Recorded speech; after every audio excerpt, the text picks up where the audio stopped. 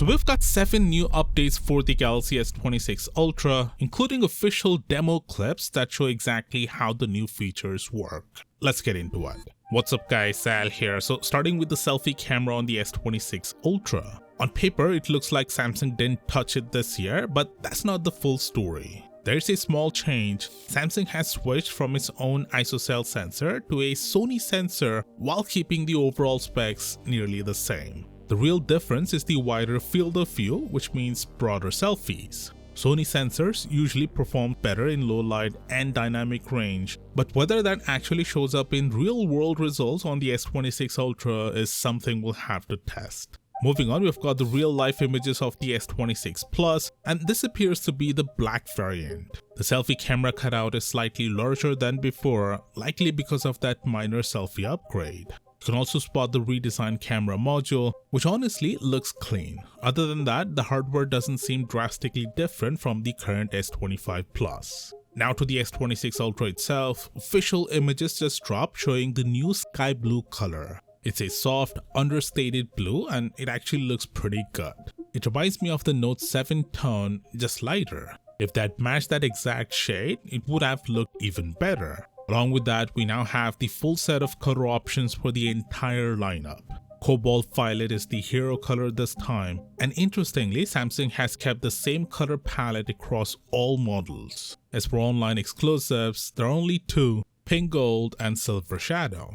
Next up, one of the most interesting additions on the Galaxy S26 lineup is Now Nudge, and we already have an official demo showing it in action. If you don't know, Now Nudge reads what's happening on your screen in real time and suggests useful actions, similar to what Google has been doing on their Pixel phones. For example, if someone asks when you're free in a chat, it can instantly suggest available time so you can reply faster. If you're filling out a form, it can recommend details like your name and email, which is something Google already does. But it goes further. If you're ordering a product online, it helps autofill checkout information in one tap.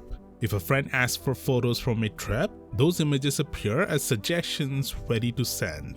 If you're planning an event with multiple people, Now Nudge can keep track of key details like date, time, and location, so when someone asks about the plan later, you can reply instantly. There's also a long list of categories it can pull information from to recommend actions. In simple terms, it behaves very similar to what Pixel phones already do, but having this deeply integrated into Samsung's ecosystem is genuinely useful and hard to complain about.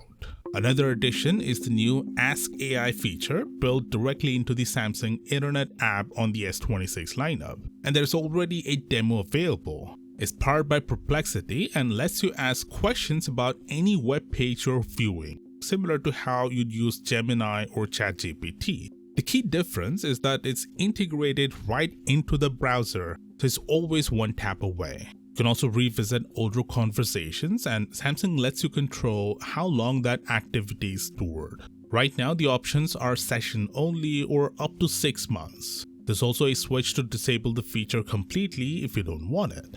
Next, Samsung is also continuing to tease the privacy display feature on the S26 Ultra. In one demo, 3 people are sitting side by side on a metro. The person in the middle is typing while the others try to glance at the screen. She enables the privacy display feature and instantly the display becomes visible only to her, blocking side views. This is the major highlight of the S26 Ultra, and what makes it even more impressive is that it can hide specific parts of the screen instead of dimming everything. Whether this will stay exclusive to the Ultra or make its way to other S26 models is still unclear. Reports are mixed right now, so we'll have to wait for more confirmation. And finally, we've got the first official look at Samsung's wide Z Fold 8 launching alongside the regular Fold 8. Click here to know what it looks like, and I'll see you there.